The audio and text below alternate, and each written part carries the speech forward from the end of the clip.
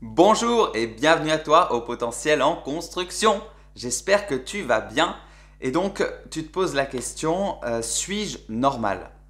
Eh bien, déjà, et comme c'est souvent le cas dans mes vidéos, le problème se trouve dans la formulation de la question. Puisque, pourquoi te poser la question de suis-je normal? Qu'est-ce que la normalité en fait? Si on prend ce que c'est d'un point de vue, on va dire, mathématique, la normalité, c'est être dans la moyenne. Ok, être normal, c'est être moyen. Et la moyenne en maths, je ne sais pas si tu sais ce que ça veut dire, mais pour prendre un exemple très simple, la moyenne par exemple des notes que tu as sur 20, imaginons que tu aies eu 12 sur 20 à un contrôle et 14 sur 20 à un contrôle, bien, tu as en moyenne du coup 13 sur 20, tu vois.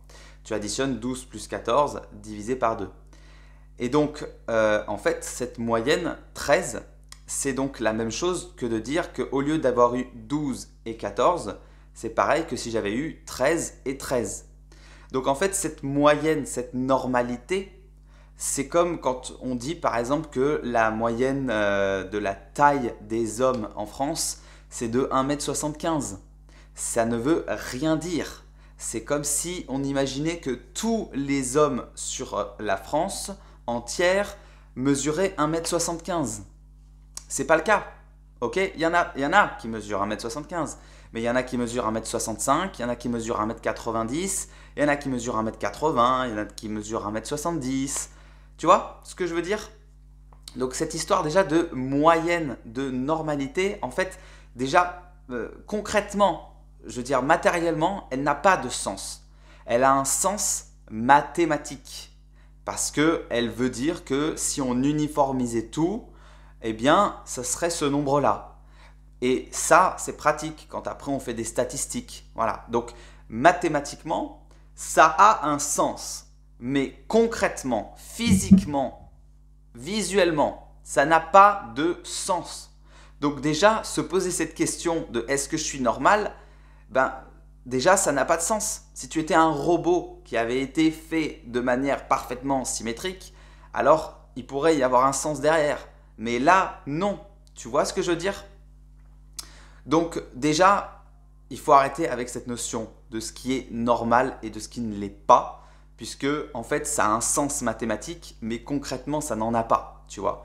Tu peux très bien faire 1,80 m et te sentir petit parce que dans ta famille ils font tous 1,90 m ou 2 mètres. Tu vois? Ou alors au contraire, avec 1,70 m, tu peux être le plus grand de la famille parce qu'ils font tous 1,60 m. Donc, voilà.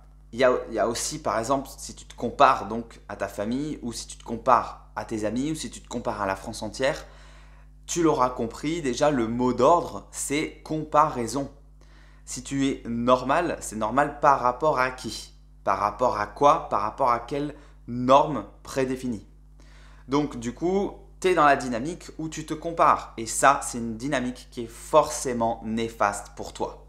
Parce que te comparer ne peut que avoir des effets négatifs, soit dans le sens où tu vas te dire que tu es meilleur que quelqu'un, ça gonfle ton ego et au final, ça ne t'apporte pas forcément des choses positives dans ton cœur.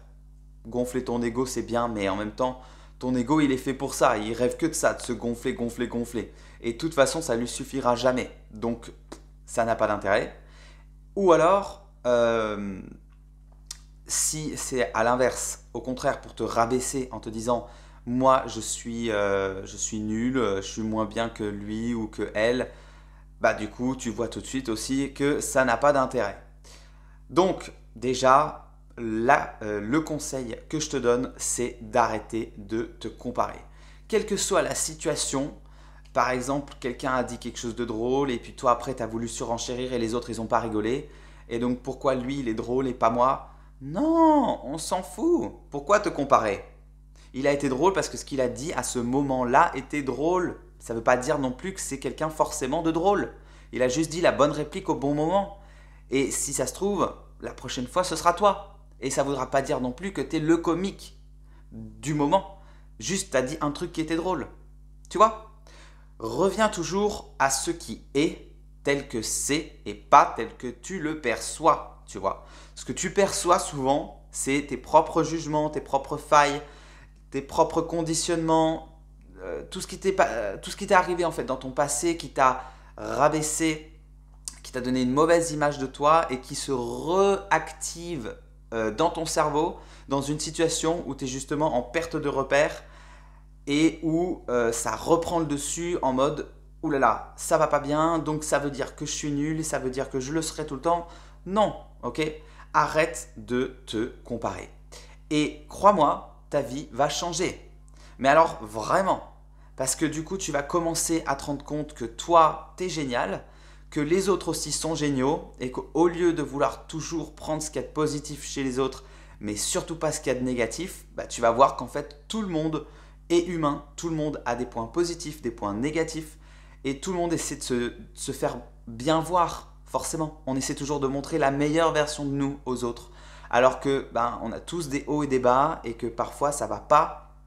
Parfois on pleure tout seul dans notre lit et il n'y a personne qui est à ce moment-là pour nous envier et nous dire « Ah mais j'aimerais trop être comme toi ». D'accord? Donc on arrête de se comparer, mais vraiment, d'accord? Dès que tu sens que ça revient, top, t'arrêtes. Ça n'a aucun intérêt. J'espère vraiment que je t'ai convaincu sur ça. Si tu arrêtes de le faire, tu vas voir que ta vie ne sera plus jamais la même. Et donc, justement, on revient au sujet de la vidéo qui est « Suis-je normal ?» Déjà, si on enlève cet élément de comparaison, forcément, on se détend un peu plus et il y a moins cette logique de « Est-ce que je suis normal ?» Parce que cette question, elle vient souvent derrière par rapport à qui? Par rapport à quoi? Par rapport à quel standard je me suis fixé dans ma tête qui était normal et que à qui j'aimerais ressembler, un idéal que j'aimerais atteindre. Maintenant, cette question tout simplement du mot normal est complètement absurde dans le sens où personne n'est normal en fait. On est tous nous et on essaye tous de faire valoir nos points positifs. Et comme je disais au début de la vidéo, cette histoire de normes, c'est quelque chose qui a été inventé mathématiquement et qui n'a pas de sens de manière concrète. Il y a des comportements, on va dire, qui sont plutôt socialement acceptés, tu vois. Par exemple, tu vas pas te mettre tout nu dehors. Voilà, c'est des conventions, sauf si tu vas dans un endroit qui est fait effectivement pour les naturistes. Mais ce que je veux dire, c'est que de manière générale, tu vois, il y a des règles de société qui ont été établies dans le sens où il faut les respecter. Et c'est ça, entre guillemets, la norme.